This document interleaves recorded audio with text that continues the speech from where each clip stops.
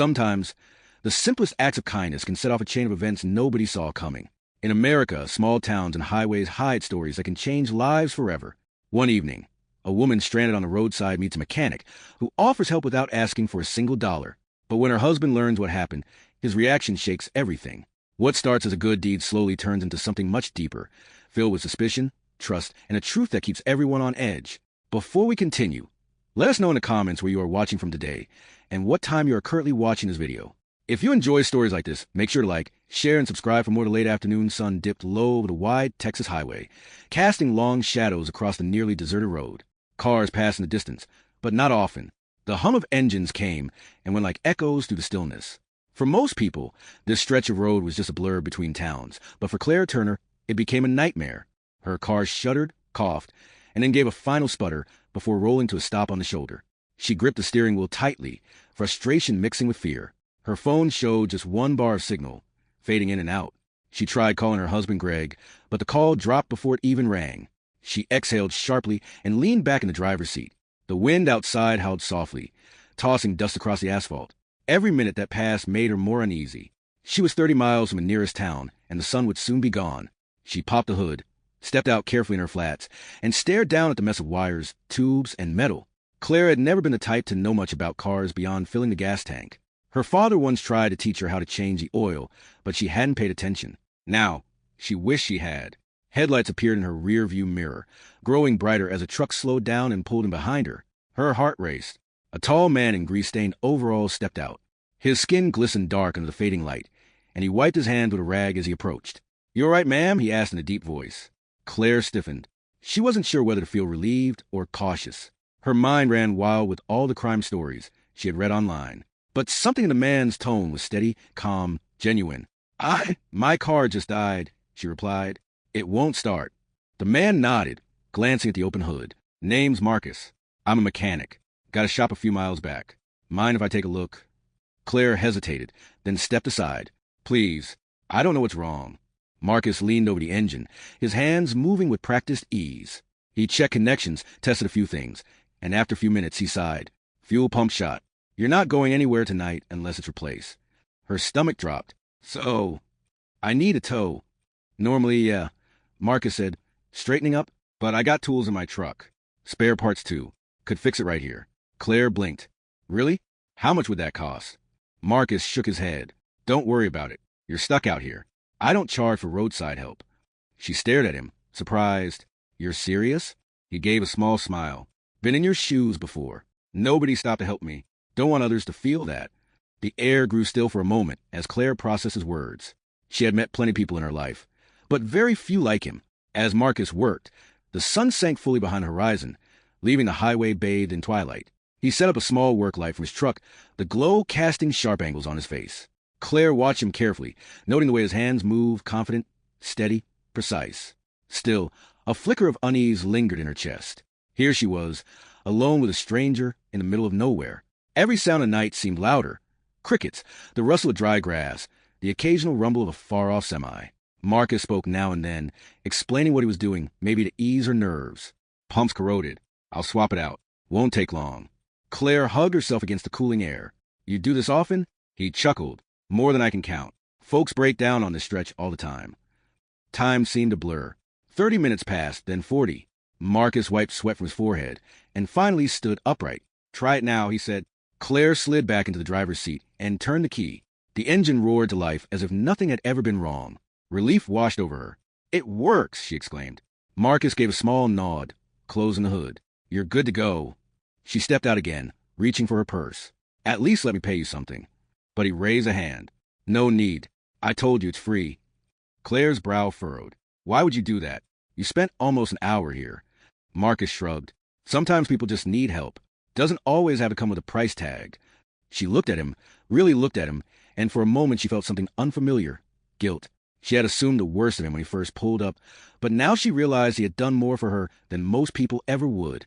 "Thank you," she said softly. "Really?" He gave a brief nod and started packing up his tools. By the time she got back into her car, her phone finally caught enough signal to buzz with a missed call notification from Greg. She quickly dialed him back. "Claire?" His voice was sharp with worry. "Where are you?" "I've been calling." "My car broke down. she explained quickly. The mechanic stopped and fixed it. I'm fine now. There was silence on the other end for a beat too long. Then Greg's tone shifted, low and pointed. A mechanic? Out there? Who? Claire glanced in the mirror, watching Marcus close the tailgate of his truck. She hesitated before answering. Just a man named Marcus. He wouldn't even take money. Again, the silence stretched. Finally, Greg spoke, his words cold and clipped. Stay right there. Don't drive off yet. I'm coming. A chill ran down Claire's spine. The sound of insects filled the night air as Claire sat in her car, the engine still idling softly.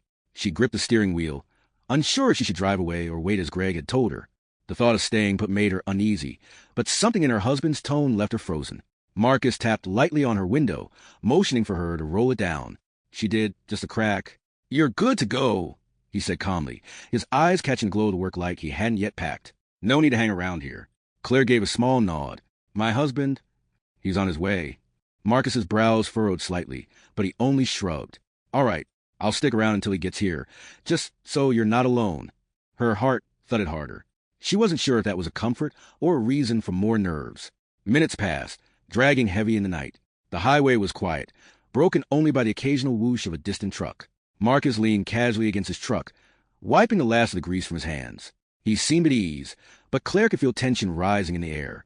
Headlights appeared in the distance, growing brighter until a black SUV slowed and pulled in sharply behind her car. Gravel crunched under its tires. Claire felt her pulse quicken.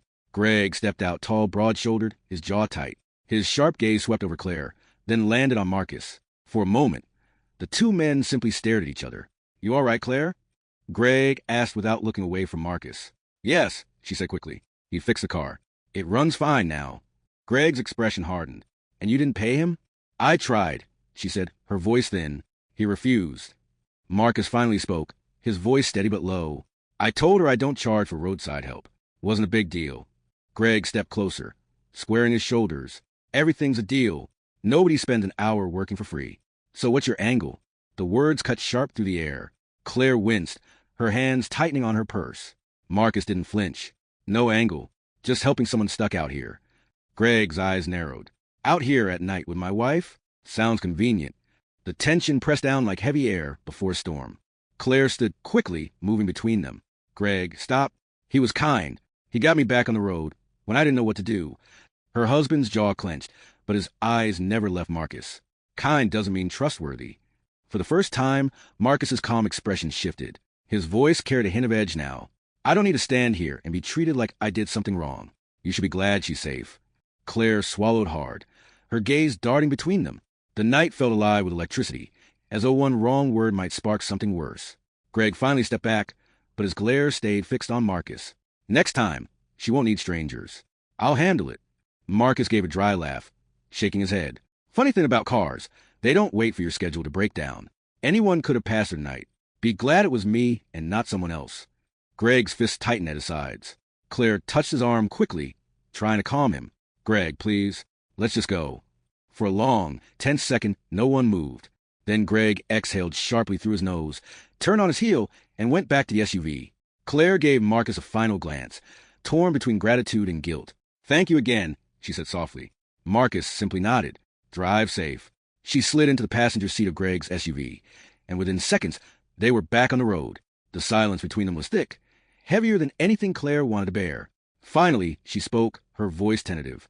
Greg, why are you so angry? He didn't do anything wrong. Greg's eyes stayed on the dark road ahead. You don't know people like that. You don't know what they're thinking when they pretend to be generous. Claire frowned. You didn't even give him a chance.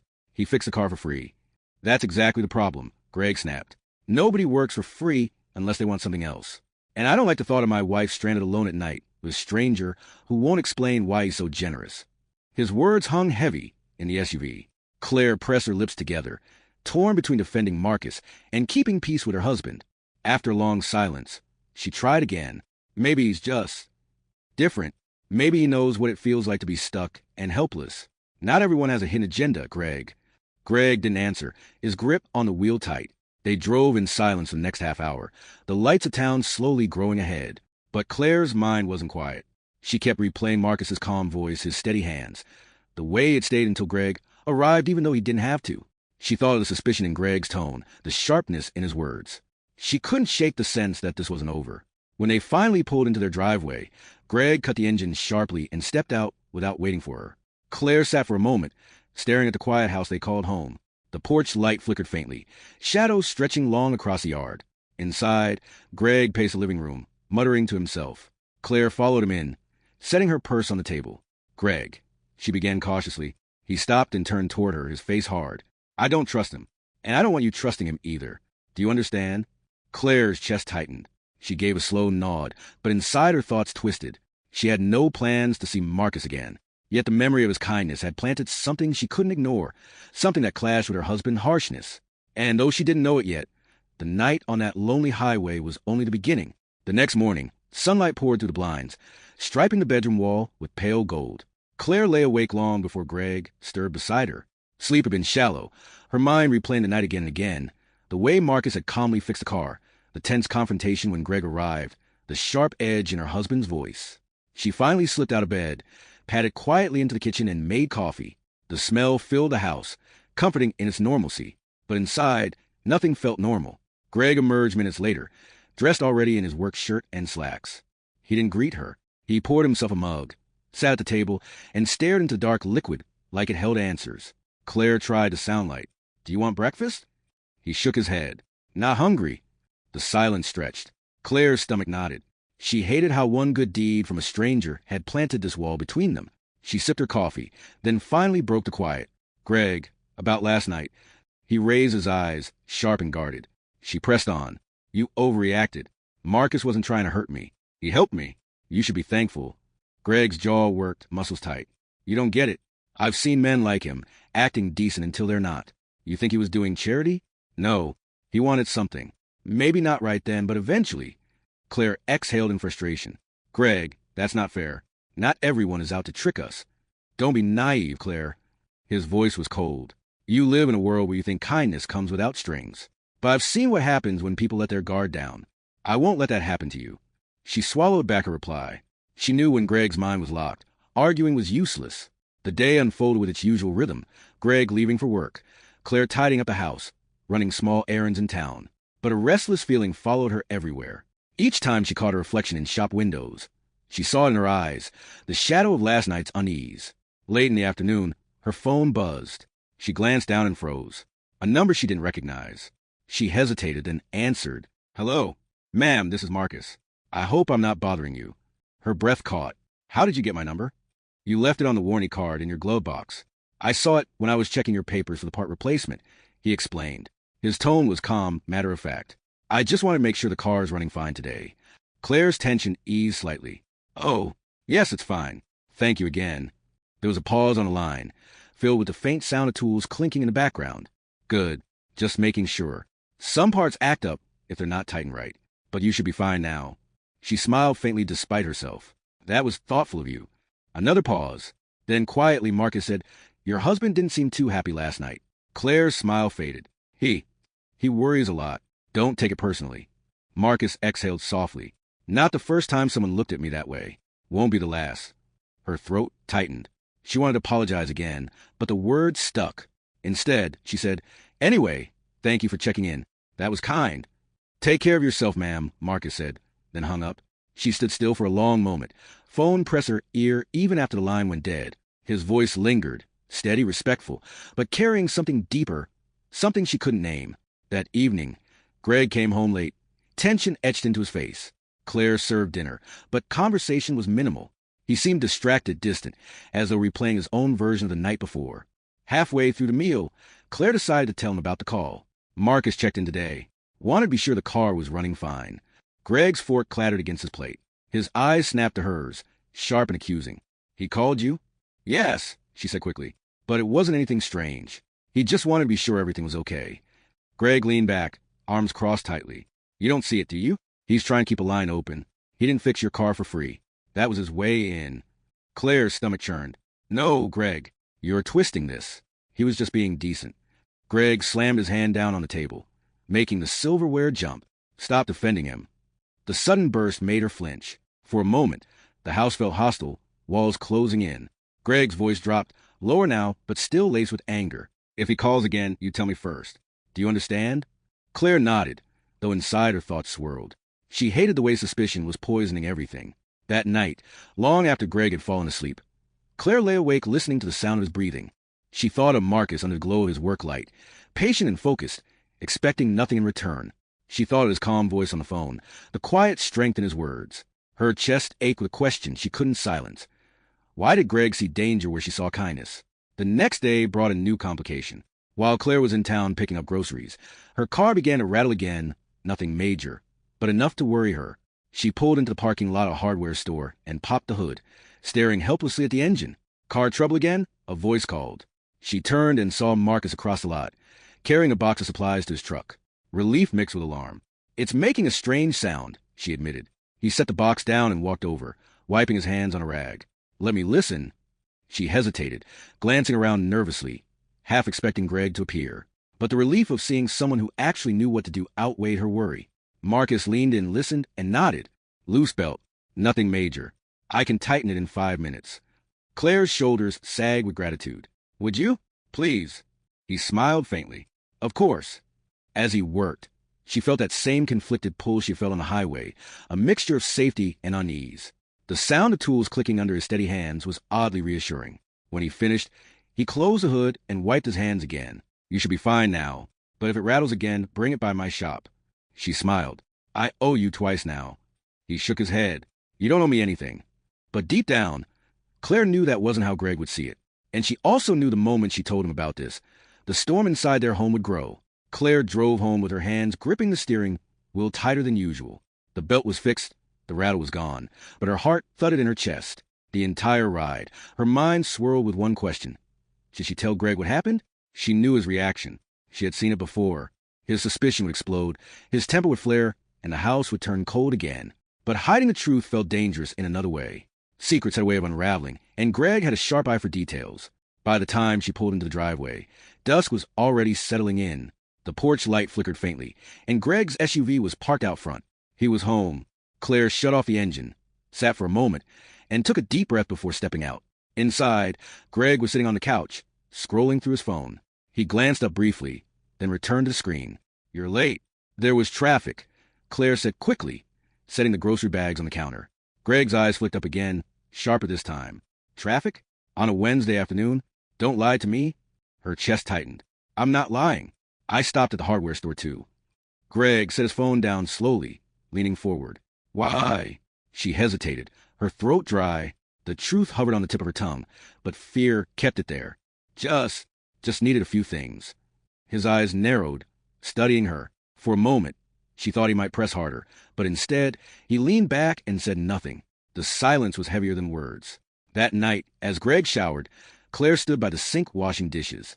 The kitchen window looked out onto the street, and for a second, she thought she saw a truck parked further down. A dark pickup. Her pulse quickened. Marcus's truck? She blinked and looked again. The spot was empty. Her imagination, she told herself. Just nerves. But the thought stayed with her long into the night. The following day, Claire tried to bury herself in chores. She vacuumed, folded laundry, wiped down counters, but her mind wouldn't quiet. She found herself glancing at her phone more often, half expecting Marcus to call again, half dreading it. Around noon, there was a knock at the door. Sharp, deliberate. Her heart leapt. She froze, then slowly approached. Peering through the peephole, she saw Marcus standing on the porch, a neutral look on his face. She quickly opened the door, her voice hushed. "What are you doing here?" He held up a small plastic bag. "You dropped this yesterday at the hardware store. Thought you might need it." Claire's eyes widened. She looked down. Inside the bag was a roll of duct tape and a small pack of screws, items she had indeed bought, but must have left behind. "Oh," she said softly, both relieved and nervous. "Thank you. You didn't have to bring it here." Marcus shrugged. "Didn't want you to think the store ripped you off." Before Claire could respond, Greg's voice rang out from the living room. "Who's at the door?" Her blood ran cold. Greg appeared seconds later, towels slung around his shoulders, hair damp. His eyes locked instantly on Marcus. The air shifted, heavy and sharp. "You again," Greg said flatly. Marcus stood tall, his tone steady. "Just returning something your wife dropped." He handed the bag to Claire. Greg's eyes flicked from the bag to Claire, suspicion darkening his face. "So now you're showing up at my house? Bringing little gifts?" Marcus's jaw tightened. "I don't play games." She left it behind. "I brought it back. That's all." Claire stepped in quickly, panic rising. "Greg, please, it's nothing." I did leave these yesterday. He's just being decent. Greg's glare never left Marcus. Decent men don't show up uninvited at another man's home. The silence thickened. The sound of a car passing on the street outside felt unnaturally loud. Marcus finally broke it, his voice low. I don't owe you an explanation, but I'll say this once. I meant no disrespect. Your wife was stranded. I helped. That's all. Greg stepped closer, shoulders squared. And I don't want you near her again. Ever. You understand? Marcus's eyes didn't flinch, but his words were measured. You can't control every stranger she meets on the road. But I hear you. With that, he turned, walked back to his truck, and drove away. Greg shut the door hard, the frame rattling. He turned on Claire, his face stormy. What else aren't you telling me? Claire's chest constricted. Greg, nothing happened. He was only being kind. Kind, Greg spat. That's what you keep calling it. You think I don't see what's happening? He's circling you, Claire, waiting for an opening, and you're too blind to notice. Tears pricked at her eyes, but she held her ground. I'm not blind. I just don't believe everyone is out to hurt us. Greg stared at her, jaw clenched so tight she thought his teeth might crack. Finally, he turned away, muttering under his breath, We'll see about that. The rest of the day dragged under a suffocating silence. Claire avoided Greg's eyes, moving through the house as though every step might set him off again. That night, when Greg finally fell asleep, Claire sat on the edge of the bed staring into the darkness. Her thoughts tangled, gratitude toward Marcus, fear of Greg's suspicion, and a growing dread she couldn't name. One thing was clear, this wasn't the end. The roads of their small Texas town were wide. The circles people moved in even wider. But in a place where everyone eventually crossed paths, it was only a matter of time before the three of them collided again. And the next time, Claire feared, it wouldn't end with words. The weekend arrived heavy with silence. Greg barely spoke to Claire, moving through the house with a stiffness that made her uneasy. He spent most of Saturday in the garage, tinkering with tools, slamming drawers louder than necessary. Claire stayed inside, folding laundry and wiping down already clean counters, just to keep herself busy. But no matter how she tried, her mind kept circling back to Marcus, his calm tone, his steady hands, his willingness to help without expecting anything. And then Greg's hostility, his anger like a storm cloud that never lifted. By Sunday afternoon, Greg finally broke the silence.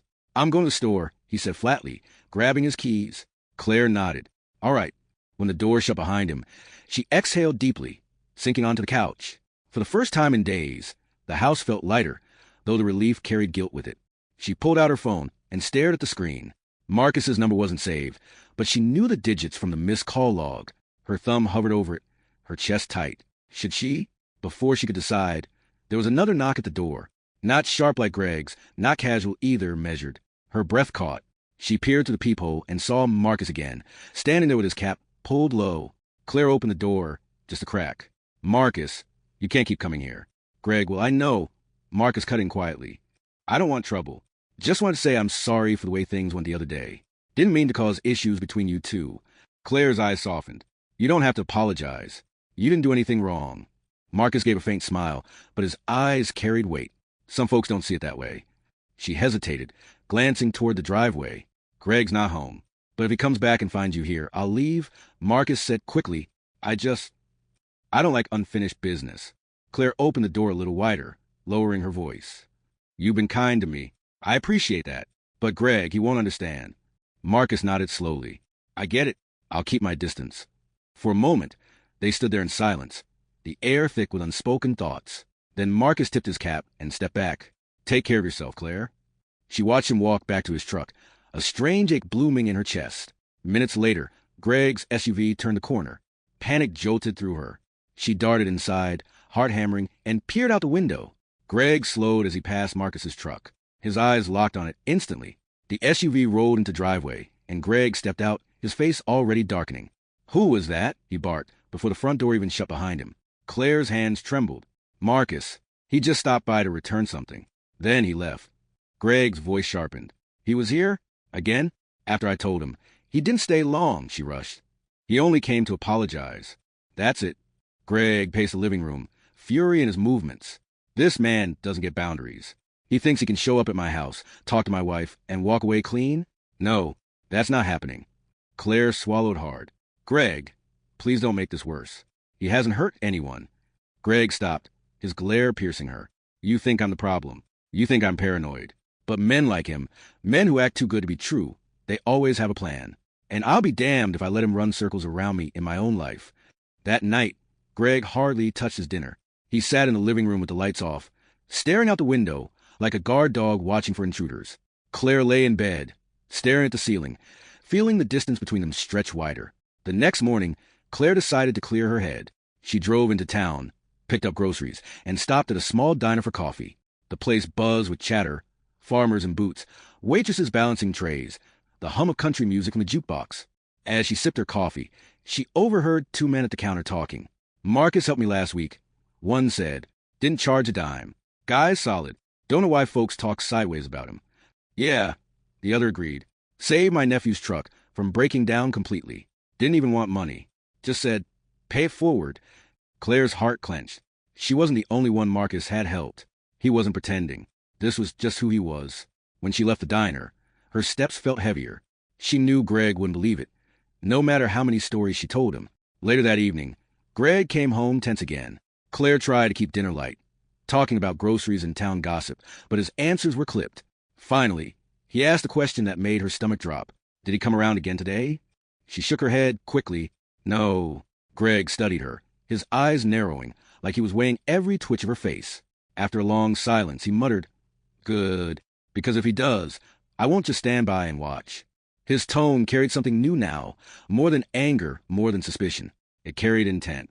That night, Claire lay awake again, staring into the dark. For the first time, she realized she wasn't just worried about Greg's temper. She was afraid of what he might actually do. The next day, as if fate wanted to push things further, Claire's car gave another small hiccup on the road.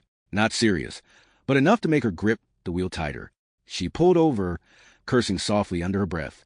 Within minutes, a familiar rumble approached. Marcus's truck slowed, then stopped behind her. Claire's heart leapt into her throat. He stepped out, concern etched on his face. "Car again." She nodded helplessly. "It's acting up. I don't know why this keeps happening." Marcus opened the hood, glanced inside, and sighed. "Your fuel line's loose. Easy fix." As he worked, Claire's eyes darted nervously around, the image of Greg's fury flashing in her mind. "Marcus, if Greg finds out you helped me again, he'll lose it."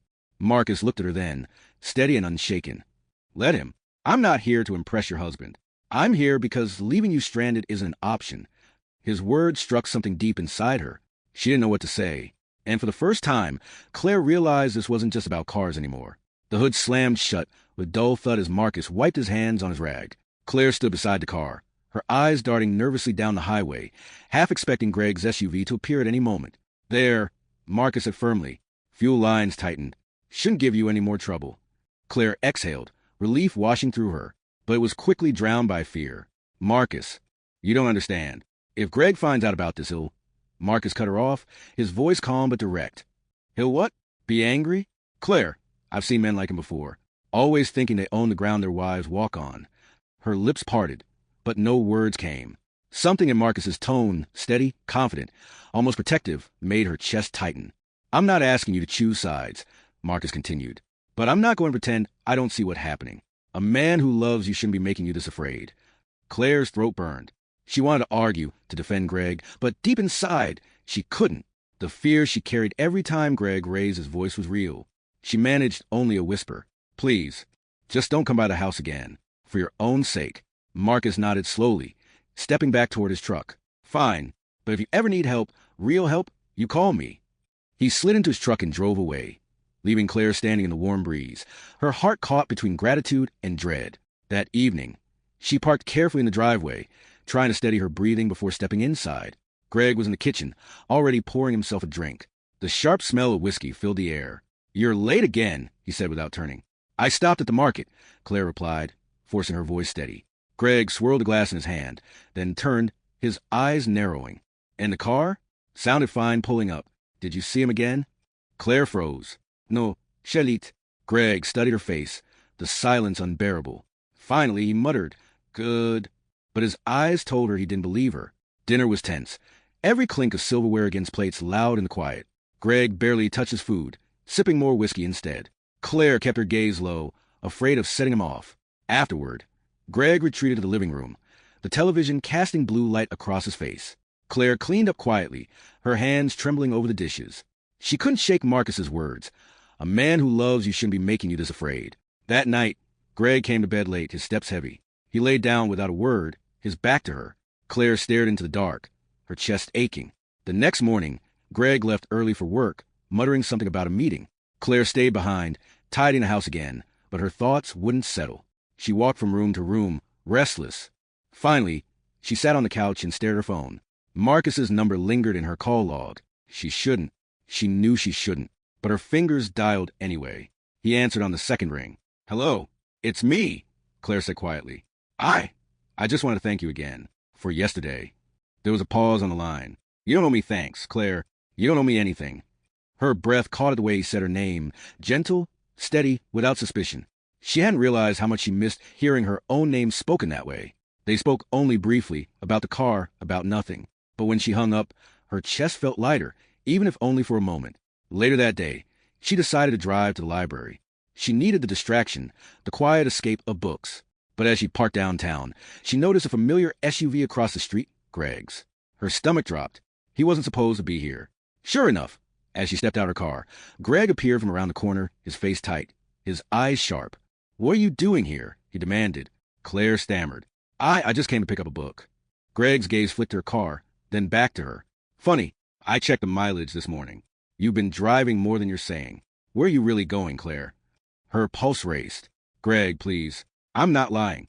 But his hand shot out, gripping her arm tightly. Not enough to leave a mark, but enough to make her wince. "Don't play games with me." People passed on the sidewalk, their eyes flicking curiously, but Greg loosened his grip before anyone could notice. He leaned close, his voice low and dangerous.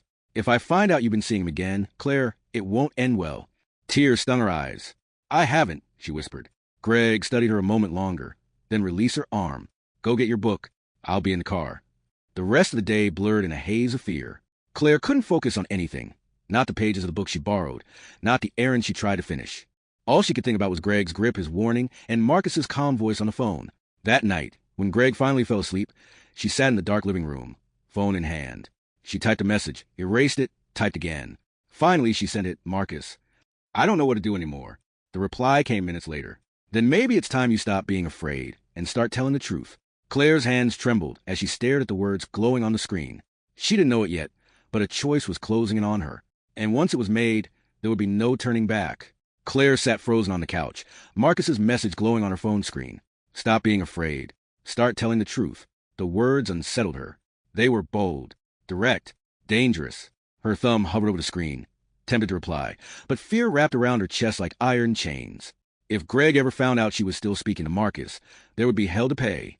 She quickly deleted the message thread, her hands shaking, and set the phone face down on the table. Morning came with storm clouds and heavy rain pounding against the windows. Claire made coffee, her movement stiff, her nerves raw. Greg came into the kitchen in his pressed shirt and tie, carrying the same tension he always did. "Where's my blue tie?" he asked, opening a drawer sharply. Claire swallowed. "It's in the laundry. You wore it 2 days ago." Greg slammed the drawer. "You should have had it ready. I have a meeting today." Her heart jumped at the sound, but she kept her eyes on the coffee pot. "I'll wash it as soon as you're back." He muttered under his breath, snatched another tie, and stalked out the door. She didn't breathe again until she heard the car engine fade down the street. Claire pressed her palms against the counter, staring at the raindrops sliding down the window. Something inside her whispered she couldn't keep living this way, walking on eggshells, waiting for the next explosion. By mid-morning, the rain had slowed. Claire grabbed her keys and decided to drive. She told herself she was just clearing her head, but when she realized where the road was taking her, her chest tightened. The small auto shop came into view, Marcus's shop. She parked across the street and sat there for a long moment, the engine idling. Should she go in? Was she crazy for even being here? Before she could talk herself out of it, the shop door swung open and Marcus stepped outside, wiping his hands on a rag. He spotted her car instantly. His eyebrows lifted in surprise, then softened. Claire quickly turned off the engine and stepped out into the damp air. "Hi," she said, her voice barely carrying. "Claire," Marcus said slowly. "Didn't think I'd see you again." She glanced around nervously, as if Greg might appear out of nowhere. "I shouldn't be here, but I didn't know where else to go." Marcus nodded, reading her expression like an open book. "Come inside." The shop smelled of oil and metal, with tools neatly lined along the wall. The sound of rain dripping from the roof echoed faintly. Claire felt a strange calm here, a peace she hadn't felt in years. "You look like you haven't slept," Marcus said gently. "I haven't," she admitted, her voice cracking. "Greg, he's watching me closer. He doesn't trust me. Yesterday, he grabbed me in public." She broke off, covering her mouth as tears spilled. Marcus set the rag aside and stepped closer, his voice low but steady. Claire, you don't have to explain. I can see what's happening. But you need to decide if you're going to let him keep controlling you. Her hands shook as she wiped her cheeks. I'm scared. If I leave, he'll come after me. He's not the kind of man who lets go. Marcus leaned against the workbench, his jaw tight. Then don't do it alone. People like Greg, they thrive on keeping you isolated. But if you have support, real support, you can stand up to him. Claire stared at him, torn between fear and a faint flicker of hope. Why are you helping me? You barely know me. Marcus gave a small, tired smile. Because I've seen this story too many times. And because no one deserves to live like a prisoner in their own home. His words struck something deep inside her. For a moment, she let herself imagine a life free of Greg's shadow. But reality crashed back quickly. I should go, she whispered, if he finds out I came here. Marcus didn't stop her, but his eyes followed her with quiet determination. Just remember, Claire, fear only has power if you keep feeding it. She drove home with her heart pounding, her mind a storm. The rest of the day was a blur of chores, laundry, and checking the clock anxiously. When Greg returned that evening, his mood was foul. The meeting hadn't gone well. He poured himself drink after drink, his voice sharp and impatient. Claire answered carefully, measuring every word, but it wasn't enough. At one point, he slammed his glass down so hard it cracked at the base. You think I don't notice, don't you? He spat. The way you look at me lately, like you're hiding something. Claire froze. I'm not hiding anything, Greg. I swear. He stepped closer, towering over her, his breath heavy with alcohol. If I ever catch you lying to me, Claire, you'll regret it. She nodded quickly, forcing tears back. I'm not lying. But his eyes burned into hers, and she knew he didn't believe her. That night, long after he had passed out in bed, Claire sat at the kitchen table in the dark. She clutched her phone, Marcus's words ringing in her head. Fear only has power if you keep feeding it. Her fingers hovered over the screen again. This time, she typed slowly, carefully. Marcus, I don't know how to leave him. I'm scared. The reply didn't come right away, but when it did, it was short and strong. Then maybe it's time you stop running and start fighting back. Claire's breath shook as she read the words. Fighting back. The idea felt impossible. But also, maybe it was the only way. Outside, the rain started again, soft against the windows. Inside, Claire sat in the silence, clutching the phone, knowing a storm much greater than the one outside was waiting to break. And when it did, nothing in her life would ever be the same again. The next morning, Claire woke up with her stomach tight in knots. Greg was already gone, his suit jacket missing from the hook, his mug left on the counter. She stood in the kitchen, staring at the half-empty cup of coffee he'd abandoned. It still carried the faint heat of his hand, a silent reminder of how close the storm always hovered. Her phone buzzed. It was Marcus again.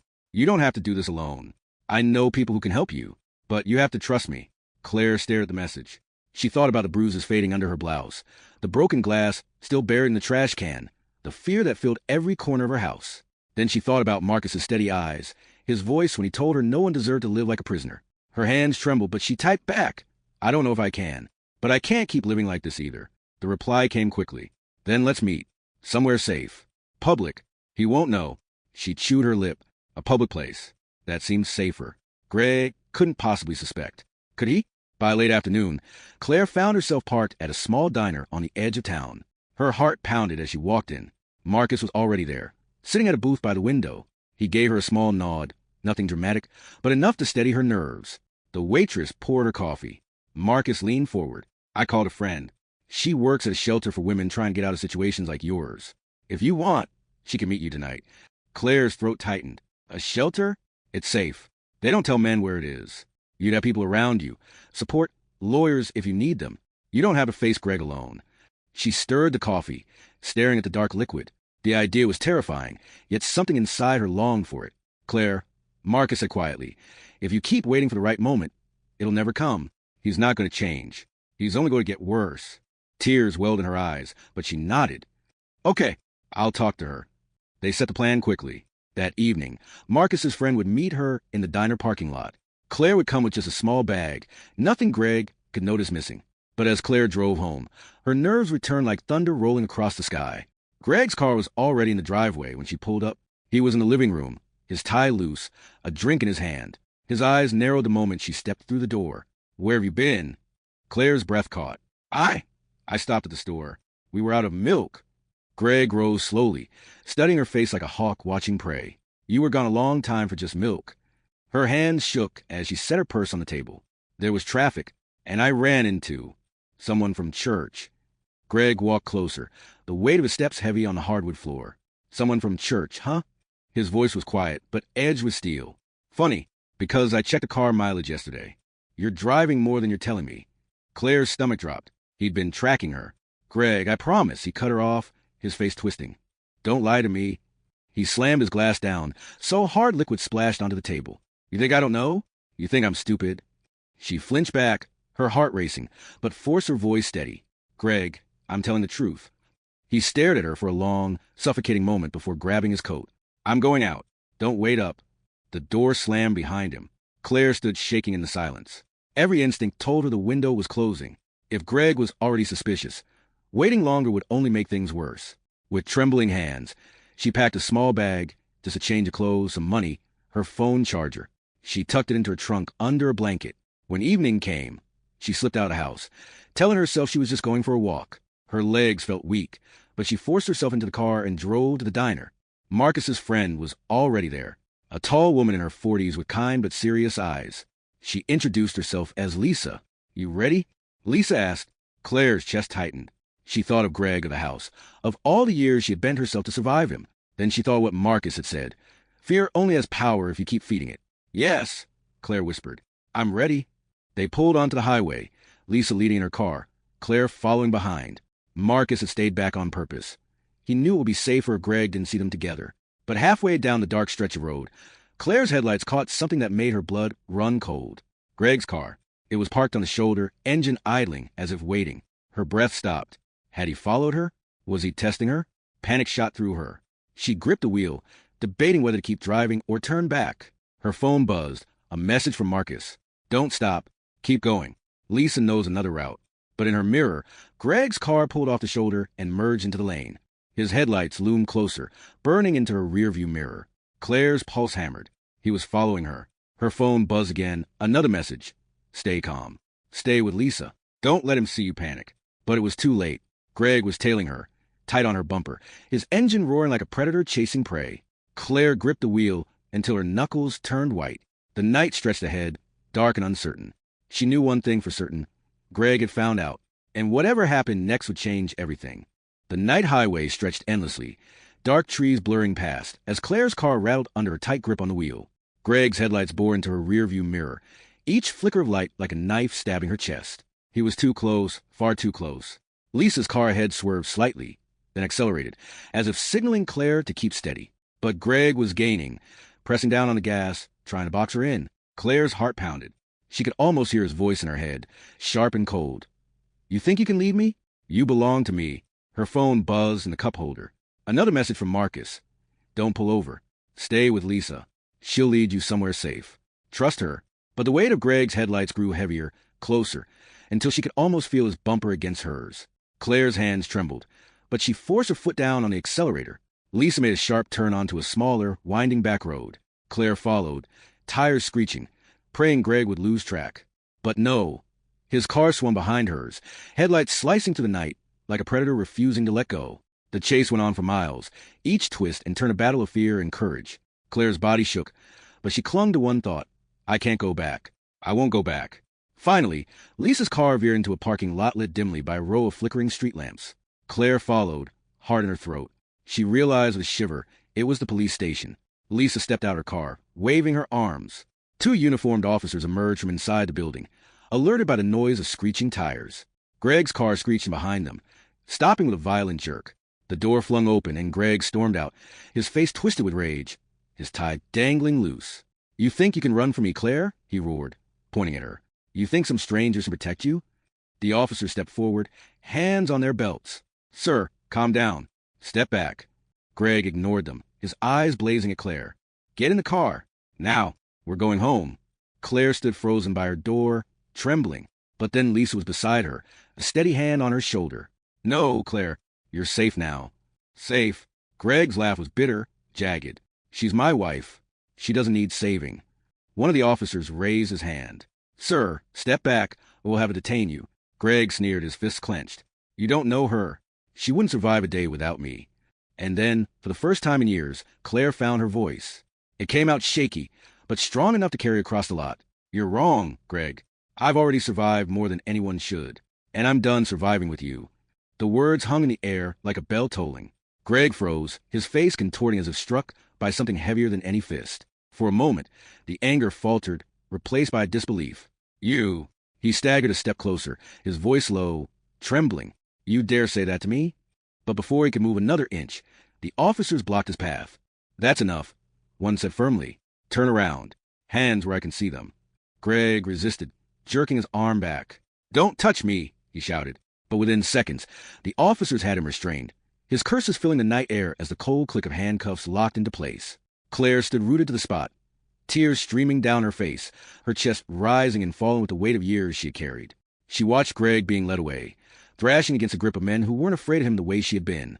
Marcus's car pulled into the lot just then. He jumped out, rushing to her side. Claire. She turned, collapsing into his arms, the sob she had held back for so long finally breaking free. He followed me. I thought he was going to... You don't have to explain, Marcus said softly, holding her steady. It's over now. You're safe. But Claire knew it wasn't truly over. Greg would face charges, maybe even jail, but the scars he left on her life would take time to heal. Yet for the first time in years, the night air felt lighter, as if the cage had finally opened. Lisa gave her a reassuring smile. We'll get you settled tonight. You don't have to go back to that house. Not ever. Claire nodded slowly, her breath catching in her chest. The idea was terrifying, starting over, leaving everything behind. But at the same time, it was the most freeing thought she had ever allowed herself. She turned to Marcus, eyes wet but determined. I don't know what I would have done if you hadn't stopped that night. When my car broke down. Marcus gave her a small smile, the kind that carried both kindness and understanding. Sometimes life puts people in our path for a reason. You helped yourself tonight, Claire. You chose freedom. Behind them, Greg's shouts faded as the police car pulled away, swallowed by the darkness of the road. And in that silence, Claire felt something she hadn't in years. Not fear, not despair. Hope. That night, Claire didn't return to her house. She didn't return to Greg. Instead, she sat in a safe room at the shelter Lisa had promised. The walls quiet, the bed simple, but the air filled with peace. For the first time in a long time, she slept without flinching at every sound. The next morning, Marcus came by with coffee and a bagel. He didn't press her, didn't overwhelm her with promises. He just sat with her, steady as ever, letting her breathe in the newness of a life she had never imagined possible. And though the road ahead would be hard, one truth remained clear. The mechanic who had once fixed her car had now helped her fix something far more broken, her chance at a life worth living. If you like this story, make sure to like, share, and subscribe. Also and other to strengthen our community. Let us know in the comments where you are watching from and what time you are currently watching this video.